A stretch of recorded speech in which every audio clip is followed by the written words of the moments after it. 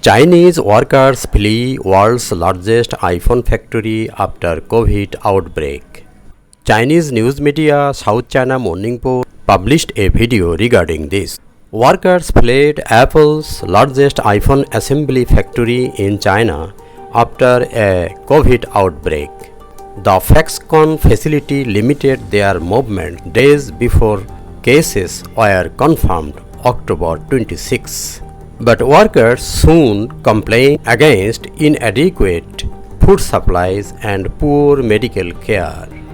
The restrictions were ordered as the factory ramped up production of new iPhone models. Some workers on social media voiced frustration about poor living conditions on the campus. Some of them reportedly left on foot to avoid being stopped by pandemic control measures, which are in force on public transport and at checkpoints around the city. Foxconn officials said in a statement that a small number of employees had been infected.